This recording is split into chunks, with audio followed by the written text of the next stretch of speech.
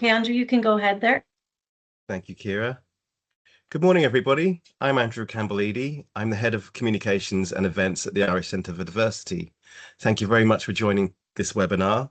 We recently held the National Diversity and Inclusion Awards 2026 to recognise and celebrate the valuable work being done to progress diversity and inclusion in Ireland. This webinar series has been devised to share the insights and experiences from the sponsor, the winner, and finalists so that any learnings can be applied to your organisation or to help with entering the next award cycle. Today's session focuses on the category Advancing Race / Ethnicity Equality Award. And this award was kindly sponsored by Grant Thornton. Some quick words about our sponsor. Grant Thornton has people at the heart of its business, and teams are built with varied backgrounds, cultures, ages, genders, gender identities, abilities, and family types to present diverse viewpoints. Celebrating their integrated approach to sustainability, they strive to actively promote and embed the Sustainable Development Goals within their social sustainable business practices. This is their first time as sponsors of the National Diversity and Inclusion Awards after winning in previous years. Congratulations. And we're delighted to have them on board. Grant Thornton, like the other sponsors and the Irish Centre for Diversity, had no part in the judging process and couldn't enter themselves. I'll shortly hand over to the award sponsor, and then we'll hear from some finalists and end with the award winners. The award winner wrapping up in an hour. Automatic closed captions are available with the Teams controls, and I believe Kira behind the scenes will be dropping into the chat some instructions on how to access those if you need them. The session's being recorded and will shortly be available on the Irish Centre for Diversity website, which is irishcentreforddiversity.ie or simply icfd.ie. Everyone is muted except the panel. Please do share any comments in the chat function. We'd love to hear which organisations you're joining us from today. There isn't time for Q&As, but you might get answers by connecting with any of the panelists directly on LinkedIn. So without further ado, I'm very pleased to introduce our host for today's session, Thomas Pettit, who's Manager Advisory Consulting at Grant Thornton. Thomas will shine a light on Grant Thornton's many D&I advances, with a particular focus on race and ethnicity, and he'll lead what is sure to be an insight-packed conversation. Thank you, Thomas. Great, Andrew, thank you. So, hello everyone. Firstly, thank you very much for having me here today. I am delighted to be the host of this morning's webinar. So, as Andrew mentioned, my name is Thomas Pettit, but you can call me Tom. I'm a manager in Grant Thornton Ireland's advisory consulting team, and I also co-lead the firm's Ethnicity and Culture Business Resource Group, or BRG for short, alongside my colleague Nadia Gargan. So before we kick off and hear from the finalists and winners, I will take a bit of time just to talk briefly about ED&I in Grant Thornton, with the focus then obviously on advancing race, ethnicity, equality. So Grant Thornton are no strangers to the National Diversity and Inclusion Awards. As Andrew had mentioned, they're winning in the last couple of years. We were very grateful to be presented with the Outstanding Employee Resource Group Award in 2023. And then this award then last year in the Advancing Race / Ethnicity Equality Award. So we're honoured to be back again as sponsor and then presenting the webinar here this morning. So to Andrew's point earlier, we're not part of the judging process, so delighted to hear from the panel this morning on your own initiatives and the work that you're doing within your organisations. So in Grant Thornton, Ireland, we do have over 2,500 employees across offices in the Republic of Ireland, Northern Ireland, Isle of Man, Gibraltar and Bermuda. We have a huge emphasis on advancing ED&I both within professional services and obviously then within the broader community. So through our ED&I goals, we aim to create a work environment with a culture of caring and inclusivity for all our colleagues. And we're actually delighted to have recently been reaccredited the Investors in Diversity Gold accreditation, showcasing our ongoing commitment to ED&I in the workplace. So our ED&I programme in Grant Thornton, Ireland is aptly called Embrace, which consists of 5 pillars. So we've Disability Alliance, Family, Gender Equality, LGBTQ+ Alliance, and obviously then our Ethnicity and Culture BRG. So in Grant Thornton, we've over 200 dedicated ambassadors firm-wide. Similar to myself, it's all voluntary-led, which it's great to have that that level of numbers, and it has certainly just gone from strength to strength in recent years. So of the 200 people, then we have our BRG employees, our senior leaders, and then our Embrace allies, which are colleagues of ours that are not directly involved in the BRGs, but are effectively allies who will go and support and, you know, help push out word of different initiatives and events that are happening in the company. So with the focus today being on advancing race and ethnicity equality, I would like to take a moment just to talk through some of the initiatives ran by our Ethnicity and Culture Business Resource Group. So with over 70 different nationalities represented within our workforce, the purpose of our Business Resource Group is really to empower our colleagues by celebrating our rich cultural diversity. So with empathy and compassion, we strive to create awareness and foster an environment for inclusion and belonging by encouraging intercultural collaboration across all service lines. So our BRG has a busy year ahead.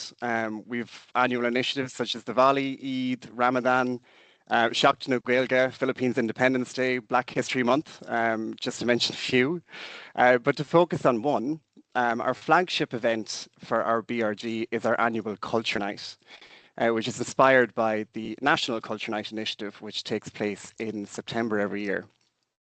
So the initiative is motivated by the firm's ED&I principles, which are education, integration, and celebration through all stages then of planning and execution. So on the night, on Culture Night, our colleagues are encouraged to bring their whole selves to the event by wearing cultural clothing and bringing cultural food and games to share with their fellow colleagues. Admittedly, I did dress as a farmer the last couple of years. I do need to try and get a new outfit, I think. So prior to the event, our colleagues also submit facts and information about themselves and their culture, which is used then on slideshows on the night to basically just so we can learn more about each other and our cultures. So this year will actually mark the 5th annual Culture Night in Grand Thornton, Ireland. And to wrap up the night, we generally do kind of a group activity. The last couple of years, we've done Irish dancing Céilís, led by myself. We've done South American dance classes, and we've also had choirs. So this year we will be going back to the Céilí, and I am personally very excited. Might be a little bit biased. So something that is important to us as well is to hire the right people. So our talent acquisition team work with an inclusive recruitment toolkit, which includes our ED&I policy. So previously, in recent years, the Ethnicity and Culture BRG worked with our talent acquisition team to publish the Grand Thornton International Hire Guide to support all of our new hires coming from different backgrounds and nationalities who may just be unfamiliar with Irish culture and professional or corporate expectations. So the guide contains simple pieces of information like help with the Irish residence permit, where to get a leap card, accommodation tips, etc. So I am just cautious of time, and that is a very high-level whistle-stop tour of ED&I in Grand Thornton, with the focus being on advancing race, ethnicity, equality. But look, we're now moving on to what we're really here to hear. I'm pleased to welcome our first award finalist, Broad Lake, presented by Dara Anglum. So Dara, working with refugees and asylum seekers requires approaches that are different from traditional entrepreneurship programs. What's one thing you learned through the initiative that you think other organizations could apply? Good morning, Tom. Good morning, everybody. Thanks very much for having us. Yeah, I think so. This initiative is a partnership between ourselves, the Open Doors Initiative, and TUD. And essentially, it's a partnership. It's in its second year, and it is encouraging and supporting entrepreneurship for refugees and asylum seekers. Broadlake are an investor-led group, founded by two entrepreneurs, and we approach all of our kind of business with a very entrepreneur mindset. I suppose a couple of things that came up for us as we went through this program, we're in year 2 now, we're continuously evolving it, is that we came to it with an assumption of a level of understanding of entrepreneurship and of the Irish business landscape that was probably a bit naive on our part. Okay, so we came with probably a little bit of a generic or general approach in year 1. And actually what we've learned for year 2 is that we need to meet people where they are in terms of their understanding of the entrepreneurship landscape within Ireland, and also that that we've got to adjust our expectations about how quickly they can progress through some of the mentorship and some of the supports that we're offering. There was a temptation, I think, for us we do a huge amount of entrepreneurship mentoring with other entrepreneurs. And probably our approach, certainly from a broadly perspective, was slightly generic. And what I mean by that was that we took the same model or the same approach. We tried to just overlay it for people from marginalized or different backgrounds who we'd usually work with. And I suppose what we were missing was the kind of migrant entrepreneur mindset or dimension. So kind of making that a lot more explicit rather than just implicit. We need to start acknowledging kind of structural barriers, so regulatory unfamiliarity, limited local networks, credentials recognition, language, bias or discrimination that the entrepreneurs experience daily. But we kind of were looking at, we were trying to get people to think about market insights in terms of understanding their audience or understanding where the opportunity was then. But actually, we need to start reframing those insights from a different cultural perspective. The other thing, I suppose, that we needed to understand was that for many of these entrepreneurs, and the Irish business environment was different or unfamiliar to what they were coming from in their home countries. And some of the kind of rules and norms that we assumed or we kind of take for granted would often be brand new or be surprising to some of these entrepreneurs. So for us, this was a huge learning experience about understanding how do we walk in the shoes of these entrepreneurs rather than just thinking that we have all the answers and bringing it to them. The big evolution for us here is that we're looking at how do we create a network for these entrepreneurs without us at the center of it. What I mean by that was, again, possibly arrogantly, we thought that, actually it was the value we were bringing what was the predominant value within this program, but actually that's only one element of it. The real value is them creating their own community, their own network of entrepreneurs that allow them to kind of support and learn from each other. So from year 2 and for year 3, we're looking at how do we put in place the right structures, the right systems, but also the opportunities for these entrepreneurs to come together. Because they're from marginalized backgrounds, a lot of them aren't based in Dublin. A lot of it was delivered online, and actually we are actively now looking at how do we facilitate face-to-face meetings, taking account of all of the barriers that some of these people have in terms of travel and access and even just ability to travel with other work commitments or other commitments.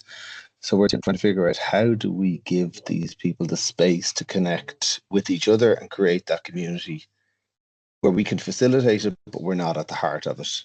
The other part of it is that we are matching mentors with entrepreneurs effectively to help them at the scaling stage of their business.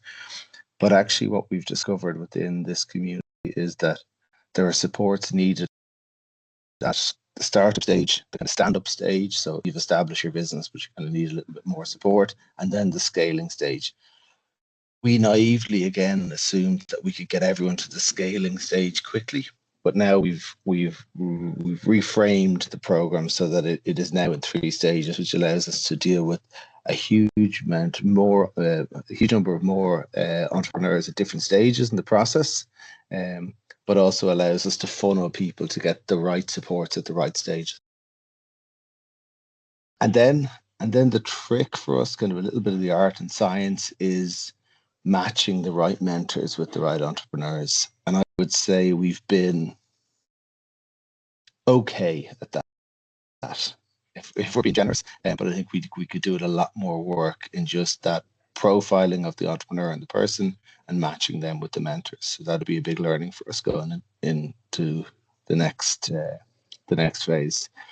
The other thing, I suppose, that feedback from Open Doors and from TUD is, they have. So I suppose the partnership is really important for us. So we have a level of expertise in entrepreneurship and investment and scaling, but actually we don't have the connections or the understanding of the communities. And this is where Open Doors come in. And we don't necessarily understand the learning environment. And this is where the partnership with TUD is so important. But a comment that kind of came back from TUD and Open Doors recently, which kind of struck me, and I'll finish on this, is that, often these migrant entrepreneurs are over-supported and under-empowered. And we want this program to avoid that and to talk less about support and more about strategic growth, co-creation, mutual learning, networks, communities. And I think for us, and for any business, I think looking to support this community of entrepreneurs is that, it's less about kind of talking about, okay, here's all the supports, and it's much more about empowering them to create their own destiny, their own businesses, because they are, they're entrepreneurs, so they're full of huge ideas, great passion, and it's just about us helping direct them and support and guide them in whatever way we can.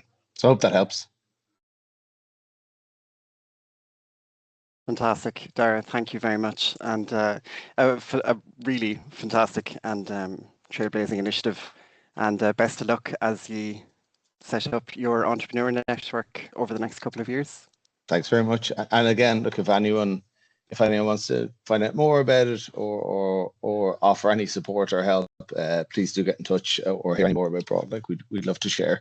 Just conscious of time this morning. Fantastic, Dara. Thank you so much. Thank you. Okay, going on, I would like to welcome Risha Thoms, who's with us today to speak on behalf of our finalist AirGrid. Risha, you're very welcome.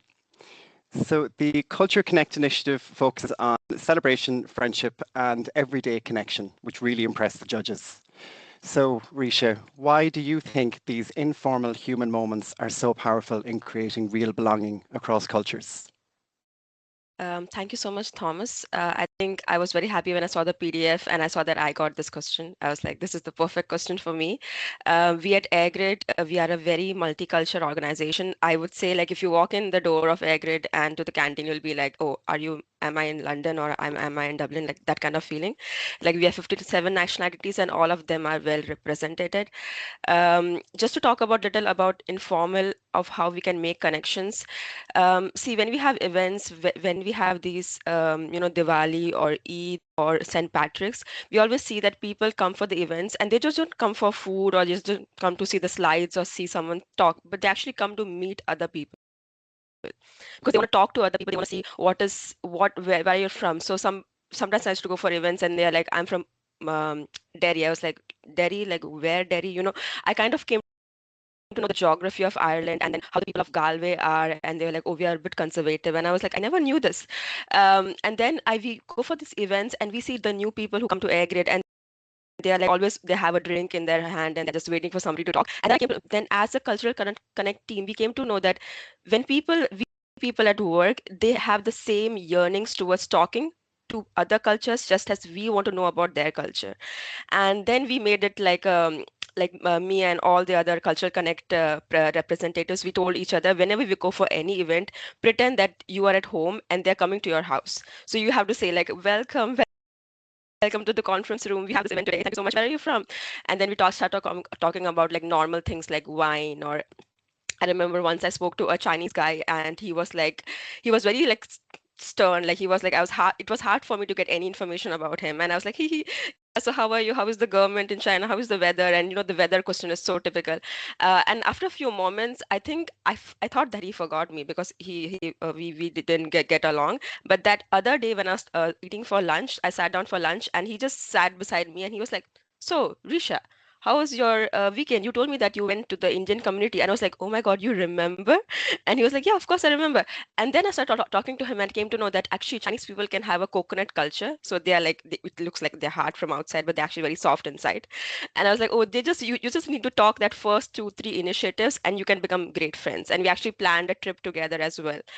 And in the same way, like I can talk similarly about informal meetings. Like when we talk to people informally, we come to know that they see the world in a very different way, but yet very similar way. Like for example, I feel like because I'm an Indian, I feel like Indians are very similar to East Europeans in many ways. But then recently, like two of my colleagues are from Dutch and they are very direct and very frank. And for me, because I'm an Indian, I always like go around in circles when I'm talking because I'm never honest because we are like, oh, sorry, and all those things. But when I'm on calls with Dutch people, they're like very direct, very frank, very blunt. And I came to know this is how you actually do work and get work done. And so I became more like them eventually. And they were like, Risha, you have to be honest. You have to say that this person has done a shit job. You have to be honest. So in this way, I came to know like, okay, I heard when I back home that Dutch people are very direct, but over here I'm seeing them being direct in their daily life and daily walk of life.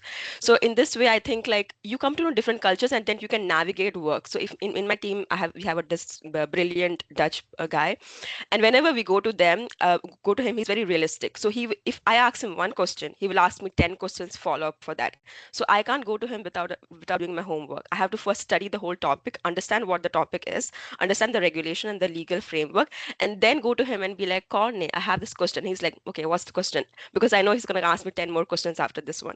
So understanding different cultures also helps us to navigate work and the ways of work, because we know that like this person from this country might react in this way, or this person, if I'm talking to a Pakistani, he might react in the other way, and who is punctual and all those things, so we understand all of that in informal settings. And that's why like in Agrid, whenever we have events, we make sure that we have stay back events. Like we are not like, okay, event is done, conference room is not free, please everyone go back to your desk. No, we come to the canteen, let's have a chat.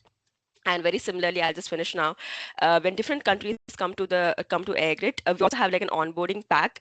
But kind of we as a cultural connect team realize that if we give an onboarding pack, now imagine I'm a new person in the company, or you are a new person, and you get like a health and safety pack, a sustainability pack, a cultural pack, a this pack, a that pack, an IT pack, and you are like, all these packs, I just want to go for a coffee with somebody and talk about my life. So we came to know that it's not just sending somebody an email of PDF of like, welcome to Agrid, this is cultural connect. It's like you go to that desk in Agrid, you can see who's sitting at what desk, and you go to that desk and you're like, hey, are you free? Do you want to talk? Do you want to have lunch together? And very recently, this woman I knew, she's from Portugal, and she got pregnant, and she came after like more than 1 year of maternity. And we went out for coffee, and I came to know that postpartum care is so different in Portugal as compared to other parts of the world. And then I was like, okay, let's talk about this. So we became a small group of women. I've not been in this place, but I just arranged it. And we came to know that how is postpartum care different in different cultures, and it helped us to know that whether maternity 1 year, how is it taken by different mothers of different countries in air grade. So in this informal ways, we come to know like you enjoy your work, you look forward to come to work every day because of these different cultures. And I think that's great thing about air grade, and it's a great place to work. Thank you. Fantastic, Risha. Thank you so much for sharing, and a fantastic initiative. I suppose it kind of does touch on that piece of working in a very multicultural organization as opposed to working in a very organization, which is something you're well on in Airgrid. The culture map actually by Meyer, just for anyone listening, is a very good book as well, which touches a lot on what you were talking about there, Risha. So thank you so much again for sharing. Okay, so going on to our third finalist, who is RDJ LLP, and with us is Ruta Makangila. So law has traditionally been a profession with quite strict entry requirements. So the judges commented that through your scholarships and pathways, RDJ is actively widening that door. So Ruta, what responsibility do you think employers have, not just to recruit diverse talent, but to reshape what access to certain careers looks like in Ireland? Thanks, Thomas. Yeah, so I think before I kind of talk about where we're now, it's kind of good to kind of look back and recognize the history of the profession and the legal industry. So if we look back like even 10, 20 years ago, you would kind of, see that it was often like the legal industry was kind of seen more as like a male, white male dominated environment. And also kind of an environment as well that kind of depended on knowing someone from the profession and understanding how this, or being able to understand how the system worked. While that's changed over the last few years, there's still kind of a bit of a perception that still exists. And we found that some students, especially students that were coming from ethnic minority backgrounds, migrants and refugees, or students with disability, kind of felt that law was still not fully open for them, or where it wasn't an environment that they belonged or could enter into. And that's kind of, we felt that it is the employer's responsibility to change that. So here at RDJ, we kind of believed that it was, yes, we were all about equal opportunities as an employer, but and we can also wait for applications to come in. But we also felt that if a certain group of people weren't applying, it was our responsibility to kind of go out and see what we could do differently in order to see more of these groups apply for our roles, our internships, and even just kind of permanent roles that we had advertised for. So that's what led RDJ to start our annual Diversity and Inclusion Scholarship, which supports law students from underrepresented backgrounds. So the scholarship started in Cork in 2021. Kind of like towards the beginning of 2022. And then we then expanded to Galway then in our second year. So it's actually our second year starting now this year in Galway. And basically the scholarship includes kind of like a 5K award that helps college costs, also kind of like practical support and financial for any kind of like easing pressure, so that students can allow so that we can allow students to kind of focus on their studies. So it's not anything to do with like charity or anything. It's really kind of recognizing talent and removing those barriers. So basically how it works is that students would apply, they'd be shortlisted and then interviewed, and then successful candidates would then complete an internship with us. But it doesn't just end there. We also kind of like to go a step further, where before these students start with RDJ, they would be paired with a mentor. So they'd be paired with either a partner or maybe a newly qualified solicitor, where they could speak openly about solicitor roles, what the traineeship looks like, what exams they need to take, career paths, and yeah, just kind of allowing them to ask questions in terms of like what law kind of looks like for them and what the journey looks like for them in the future. So we're already seeing a really big impact in this scholarship. We've had already two of our scholarship students progress into internships. So one of them is currently training with us, and then the other one will be starting in 2028. So for us, it is really important, and it's reshaping access. Kind of reshaping access means being proactive. It means engaging early and being transparent, providing mentorship and also real pathways, and making sure talented students can see that there is a place for them in the profession. So there is a lot of work involved in it, and we are trying to find different ways to improve the scholarship. And yeah, I guess that's it from us. That was very quick. So. Oh, Ruth, that was fantastic. Thank you very much. A really incredible initiative, and to your point, I suppose, recognizing talent and removing barriers. So really incredible stuff. Thank you very much for sharing. Okay, so our next finalist is VHI Healthcare, presented by Fran Kobus. Welcome, Fran. So the multicultural network grew very organically from colleagues' lived experiences. The judges were impressed that you were not only creating space for honest conversations about race, but acting on what's heard during these conversations. So Fran, looking back, what have you learned and how do you use it to help people feel supported at work? Thank you, Thomas, and hello, everyone. So yes, if we take a step back, one big thing that actually we've learned since the creation of the multicultural network, which was around 2022, was that creating an inclusive space begins with, listening in a way that brings or has consequences, right? So the multicultural network began organically because colleagues, trusted a few of us within the multicultural network with, lived experiences, and, that trust, shaped everything we do. So when people share, stories about race, identity, or belonging, they're giving you something very personal. So we've learned that, doing something within the company and honoring it turns into, turning conversations into actions. That's where actually change starts. So for example, last year we were there was a lot of discussion in terms of, the group leadership team in terms of what ID meant last year with America. And, we had the reassurance that this is something that will stick and stay with us. So we wanted to recognize that within the company by keeping organizing events, recognizing our Indian colleagues with a Diwali event that was not only an event, but also showing our solidarity with our Indian colleagues. There's also ways as well of being there for support in terms of our clinical colleagues who would have, for example, someone who from a different religious background or a different cultural background that would come in and, bring something in terms of where they come from and how they behave or how they would react, and to make them feel comfortable.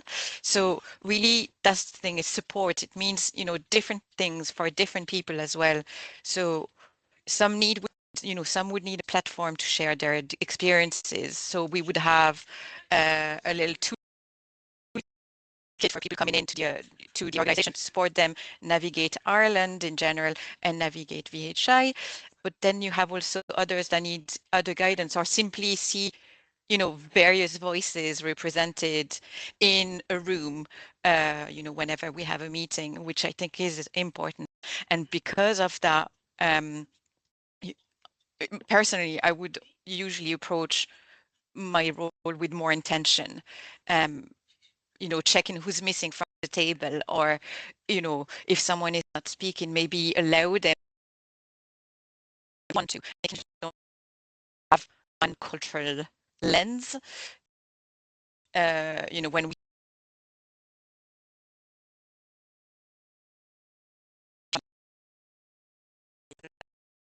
are feeling safe. So when the network created, we wanted to create a space where people could speak openly without any judgment and feel like it was a safe space for them. It's not only, built trust within the group, but also strengthened the ability to challenge the organization constructively where we could. There's still a work in progress on this piece, but we are not afraid to do so. So we try to model that. I guess in our day-to-day work, and being as transparent as we can, and acknowledging that sometimes we don't know things, and making room as well for the difficult but very important conversations. So yeah, that's another thing. And then one last piece I'm just thinking of is just a change doesn't have to be overly dramatic. It just has to be meaningful. So sometimes it's creating a new process, or just educating a colleague, or even myself, or just hearing someone's experience. So I think all these within which I contribute to a culture where people, our colleagues, feel seen, valued, and supported. And I think that's what really drives the network. And that's me. Great, Fran, thank you very much. Yeah, I mean, I've written down a couple of things here. I mean, representation is so important, to your point, and like that, when you come to sharing your race or identity in the workplace, it is important to have that safe space for our colleagues to be able to do that. So thank you very much for sharing. So moving on then, our next final, and our joint winner is Bank of Ireland, represented by Claire. Welcome. So on your joint win in the category.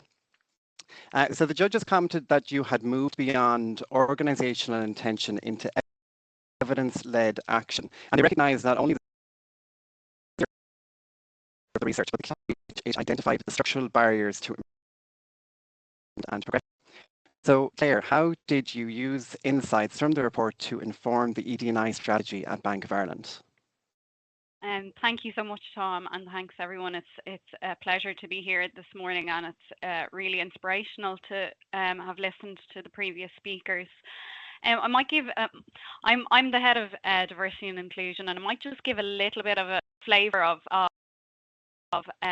inclusion and diversity in Bank of Ireland, just to couch it, and then talk a little bit about the report, and then how the report is informing how we're approaching inclusion in Bank of Ireland. So Bank of Ireland, our purpose is to help you thrive. So naturally, we need to foster an inclusive working environment, one which is welcoming to all, where all can thrive. Everyone should have the opportunity to thrive at work. However, we know that systemic barriers still exist within employment. We've been on our own journey, and the last couple of years we've really been trying to foster diversity and inclusion of ethnic talent. We know the CSO has reported that 1 in 5 people in Ireland are born outside of the country, and this demographic shift is an opportunity and a challenge, I think, for employers in the employment landscape. And integration of ethnic minority talent in the workplace is obviously a moral imperative, but it's also a huge strategic. There's massive talent gap, and there's huge talent across Ireland, and it's like, how do you tap into all of that talent?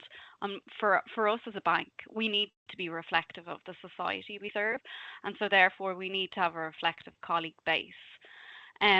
But there was a gap in the research as we were looking at all of this. And it's really interesting, Fran, and you spoke about listening to lived experiences, etc. And what we found when we looked at the research was that there was a lack of lived experiences and Irish experience of ethnic minorities in securing and looking for employment and career progression. So we really wanted to understand that lived experience and center it around ethnic minority voices, experiences, communities, and gather quantitative research, but also very much the qualitative insights. To allow us to shift the conversation beyond intention into impact, to really understand where we can make a difference. And similar to what was said earlier, the timing of the research was critical because, roll back 12 months and the global headlines around DEI were stark. And as an organisation, we wanted to reinstate our commitment on this topic. And it's something that we have to continuously do because, saying it in 2025 that we are committed to DEI is good for that point in time. We have to keep on saying it. So I guess this report was part of that commitment. It's 146 pages long, and my colleague Sheena might just pop the link to the report in the chat for people to look at later. But it's easily broken down. Part 1 is all about identifying the barriers that individuals from ethnic minority backgrounds face and encounter. And part 2 is about guidelines and steps that employers can take on fostering ethnic diversity and inclusion in the workplace. And similarly, it's not all about the big things, it's some of the smaller things. And we'll talk about that in a few minutes, but everyone is on their own particular journey, and I suppose what this report is trying to give is practical solutions for companies to look at and say, actually, how can we go about this, whether we're starting our journey or whether we're actually continuing our journey. And before I go into how we're putting it into action, I just want to read out a quote. It's a quote that just really rings true to us on the team in Bank of Ireland, and it's Layla's story, and it's powerful. So securing a good job has been one of the hardest parts of adjusting to life here. Back home, I worked as an accountant, but I haven't been able to find work in my field in Ireland. I have a 2-year visa, but employers don't seem willing to take me on. Despite applying for 100 jobs, I've only landed 2 interviews.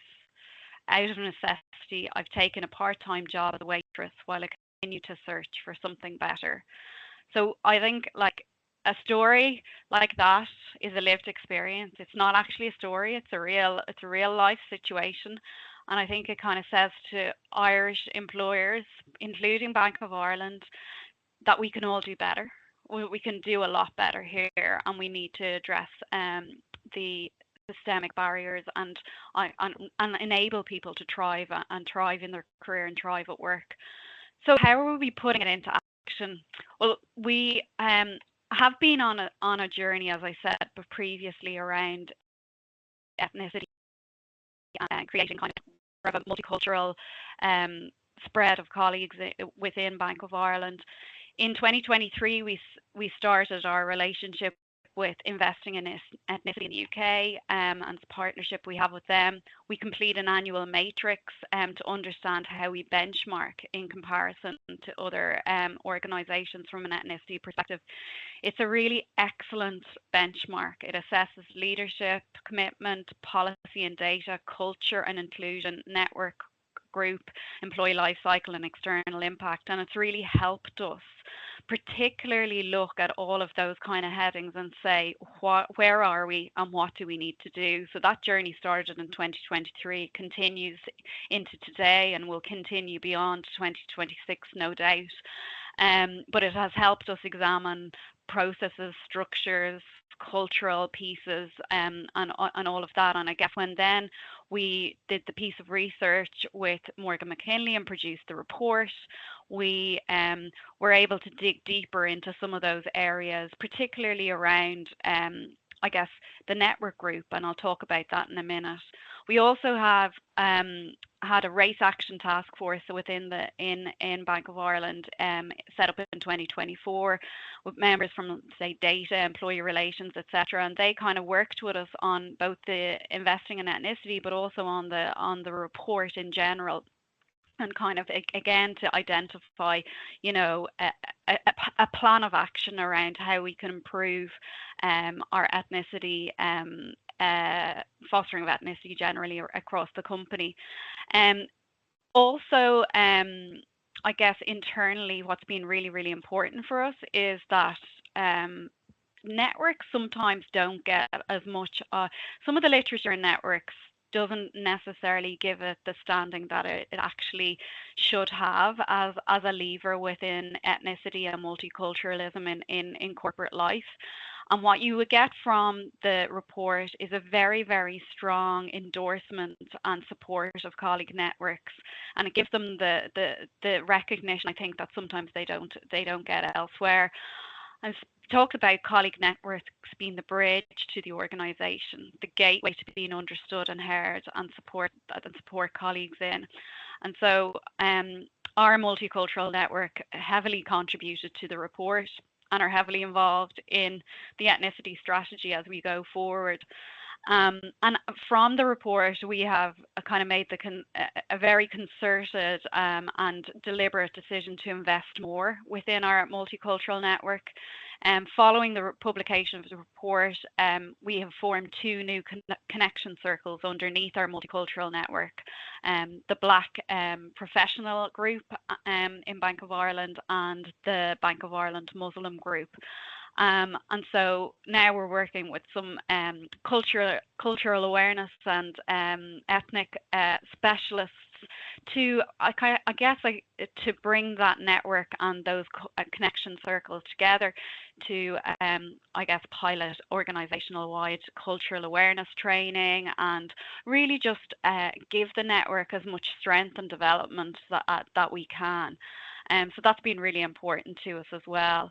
In terms of externally as well, it's been really important that as we're in this activation stage of the research, that we are continuing to get the report out there, to talk about the report, to support organisations to talk about the report, etc. So we've been working very closely for the last few years with APNI, and in the summer we sponsored them to run a summit with TUD Ireland and Black and Irish to speak about the report and get the report out there a little bit more. We also participate in their internship program and their careers fair, etc., where a member of our multicultural network spoke to the report as well at a careers evening back in October.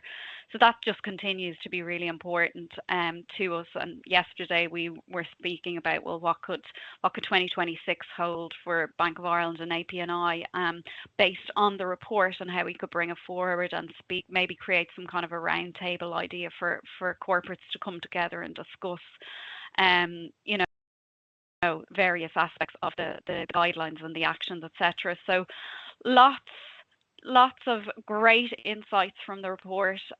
Really want to acknowledge the work of Morgan McKinley, whom we commissioned to do the report. It's so extensive, but it's very easy to take up, put down, and it's not a scary publication in terms of when you want to read it and understand it and digest it, etc. So I'd really say that this report was produced in 2025, but will have a much longer shelf date and shelf life than that. And I'm really looking forward to what we can do in 2026 on the back of the report, and working potentially with the people on this call as well around actually bringing it forward even more. So that's great, and thanks for having us. Claire, thank you so much. And yes, very much looking forward to having a look at the report myself, and looking forward to see what you will do with APNI this year as well. So best of luck with everything, and I'm sure our paths will cross throughout the year. Fantastic, folks. Thank you. And moving on then, our last finalist today is our winner, ESB, represented today by David McKeown. So congratulations on your joint win in this category, David. The judges praised your partnership with the Irish Traveller Movement. It really goes far beyond awareness raising and is actively changing how ESB recruits, trains and leads. So David, what do you think others could learn from your experience, and how will you use what you've learned from this partnership in the future? Hi everybody, thanks very much, Thomas. Just to acknowledge, it's a really tough act to follow here. I think I've heard some great stories, initiatives, programs from the finalists and the winner. Really proud and humbling. I think at ESB we're particularly proud of our partnership with the Irish Traveller Movement, who we've been working with for coming up to 3 years, and really is a kind of slow burner partnership. And what really stands out to me from our partnership is how much you can achieve when you start with trust, which I know trust has been mentioned by a number of different people on the calls this morning. Working with the Irish Traveller Movement showed me very quickly that inclusion isn't just about policies and processes, it's about how you show up for people. And I think that's something others organisations can learn from and experience too. Before we ever talked about roles or processes and procedures, we spent time listening, understanding barriers and hearing about the lived experiences of the traveller community, and that really made everything that followed much more meaningful and effective. Another big learning for me, and one I think other organisations can take away, is the value of shared ownership, which I think has been mentioned once or twice this morning. The partnership worked because it had support right across ESB at every level, right up the top of our executive director team, through our managers and all the employees and team members that joined webinars and training and really kind of got bought into it. It wasn't one department running an initiative, it was a collective effort, and that really changes everything. When people at every level feel responsible for inclusion and bought in, that you can build a culture where candidates from underrepresented communities feel genuinely supported, and whether that's kind of flexing our TA recruitment processes, interview preparation, application process preparation. So for example, our apprenticeship program, which will be opening in the coming weeks, we received thousands of applications. There's psychometric tests, there's interviews, there's online applications. That can be quite daunting for maybe people that aren't computer literate, or maybe just have an experience of kind of these big scale recruitment drives and processes. So there's a lot of preparation work that can be done to get people ready for that as well. I also learned a huge amount about the importance of grounding our work in real stories and experiences, which I know has been mentioned. Our Respect and Dignity training we were created with the Irish Traveller Movement was built around real examples of discrimination that travellers face on a daily basis, both personally and at work.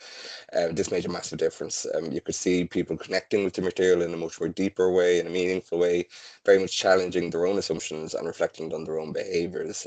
I do think, unfortunately, in Irish society, there is a tolerance to discrimination towards members of the travelling community. I know certainly I grew up seeing that, and it's not challenged nearly as powerfully enough if it's race or if it's people from different parts of the world. This if people have a disability, there's a tolerance that is accepted at every level in Irish society towards discrimination of the travelling community, though, which really we do need to challenge. Also reinforce that empathy is catalyst for real change. So I think all the employees like ourselves, really we are catalysts. We're kind of the petri dish for change at a micro and a macro level, both in organisations but equally in Irish society as well. And you can create empathy by giving people space to understand experiences that are very much different from their own. One of the proudest moments, and I touched on it earlier, was seeing our first member of the travelling community join ESB in 2025 last year. So as I mentioned at the very start, this is coming up in a 3-year partnership. We had our first successful employee join ESB last year. So it is, and just to acknowledge for the organisations, maybe at the start of their journey in this space, do not expect immediate results overnight. This has been a slow, as I keep saying, slow burn, taking an awful lot of work to get to where we are today, and we do hope to very much build on that with the apprentice campaign that's going to open soon. As I said, months of engagement, community-led conversations, and practical support such as interview preparation and CV preparation as well. We created a promotional video that you can see on YouTube with the Irish Traveller Movement. We joined community webinars, supported candidates directly. All of this very much embedded trust and confidence with the Irish Traveller Movement. It was one of the first calls I had when I joined the team last spring. And what struck me was Bridget, who we work with closely, said it's great to have a second conversation with an organisation. So they're very busy having first conversations and the first door opening, and then it's ghosting for whatever, to use modern terminology, which is shocking. So like that again can only reinforce our support and our commitment to this as well. It's huge learning for organizations in terms of it's small, thoughtful steps that make a huge impact on somebody's journey. And as I said, if we get one person, 2 people in, and that makes a difference to their life and their family's life, it's all the better. And the ripple effect of this has been really, really encouraging. So we were very fortunate and lucky to be able to share this partnership and our learnings from it at the National Diversity and Inclusion Conference last year with a panel discussion. It was just absolutely fantastic. So we had members of the Irish Traveller Movement as well as members of our ESB Networks team, our own DE&I team, and equally of an apprentice as well. So just to give the 360 kind of feedback of the partnership, and that to me was just fantastic. And also we were asked to contribute to the 2025 IH or EC report, which again to me other organisations throughout the country are eager to learn in this space as well. Which again, it means the impact isn't just internal on ESB, it's hopefully across Irish organisations as well. Looking forward, I think this partnership is unique and it's something that I'll absolutely bring forward in my career as well. And certainly I'll continue to approach community partnerships with very much patience and honesty, and really focusing on listening and building trust. And the trust has been crucial. I said, because the Irish Traveller Movement have so many negative experiences of, I think you can get into an organisation and have pitch at a certain level, and really it's moving that up a level and across the organisation has proven difficult for them, unfortunately. And I keep challenging processes myself and make sure that they are accessible. So if you are fortunate enough to be computer literate, not have any kind of seen or unseen disabilities, and you can navigate early career and recruitment processes relatively easily, never take that for granted, because really you do have to step out of your own shoes and put yourself in other people's shoes and challenge. I think organizations will be 100 years soon. It's very easy for us to say, oh, we've always done this and it's worked and that was great. You don't know if it's not working unless you ask the question and you ask people from marginalized backgrounds, is this successful? Data, I think every organization now is very much going from a data driven, and data is brilliant, is that you can challenge the status quo and you can, I think somebody mentioned it earlier, you can see where there's gaps and you can see where this perfect process really isn't perfect, and there's people that are, whether by design or default, are being excluded from processes as well, which is fantastic. Finally, I'd just like to keep sharing what we've learned, opportunities such as the award, which was a fantastic acknowledgement of this partnership, and the more organisations that can see the success of this partnership, but also the impact of it as well. And it's not necessarily just the Irish Traveller Movement, other organisations that work with and represent marginalised communities in Ireland. It's really shaped how I see inclusion, and I think, you know, we've all been rattled in the last 12 months. Unfortunately, that's unlikely to change in the next, well, now 3 years and beyond, unfortunately, because I think the world order has been shifted dramatically, but I think we need to stay true to our own common values as well. I just thank you for the opportunity to share what we believe is a fantastic partnership. David, thank you so much. And yes, absolutely a fantastic partnership. And I understand what you're saying there, that it's a slow burner, but I'm wishing you long continued success with the partnership. Thank you. Thank you, David. So that brings us to an end of this morning's webinar. Now, before I just hand back to Andrew, I suppose just kind of a common theme really from listening to all our panelists today is really just around listening to stories, and I suppose it's kind of on our shared experiences and coming together on them. So thank you very much for all of your insights this morning. I have pages of notes here that I'm going to be taking back to our own business resource group. So thank you so much, folks. Okay, Andrew, I'll hand back to yourself. Just wait for myself to come off mute, so I'm not that person on this call. Thank you very much to everybody. Thank you to Thomas for being such a great host. I just like to wrap by saying this is an area where it can be seen as quite polarizing, and businesses and corporates and organizations are likely to shy away from it because it has that polarizing effect. But God, my heart is bursting with all the amazing work being shared here today. I'm just like, oh my God, and what I think that you've all highlighted is the richness that comes from not shying away from that scary area and showing that it's actually not scary. One comment that I'd really love to focus on was Risha's comment, Risha from AirGrid, and their Cultural Connections project. I loved that really just turned or addressed that whole area of where you from. You know, that has become such a touch point, such a polarizing really question, and it really can be taken many ways. But I love seeing how the team at AirGrid have taken that question and just harnessed it for positive. Fantastic.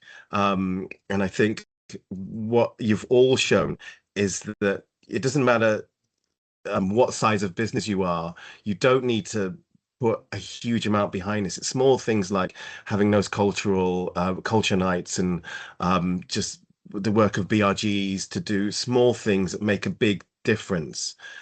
Wonderful. Anyway, I could go on, but I won't because I know that we're up for time. So I'm going to finish by saying final formal thank yous again. So thank you to Thomas at Grant Thornton. Thank you to Grant Thornton for the amazing work that you do and for sponsoring this category and handing on your crown to two worthy winners. So congratulations to ESB, congratulations to Bank of Ireland, and thank you to all of the finalists for sharing all of your amazing work. I mean, I'm just blown away. Thank you to Kira for all of her work behind the scenes, making this all run smoothly. Thank you to the audience for joining us today and really taking on the messages of all these initiatives and really continuing the work that you do. Number one is having the interest. Number two that you need to do is to take action from it. So thank you very much for doing that.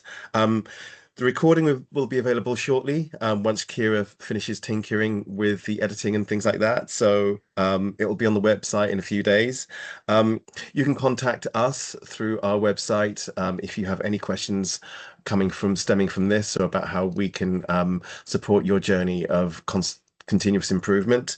And also, I'm pretty sure that the panelists would be only too happy to share more of their work if you wanted to contact them through LinkedIn.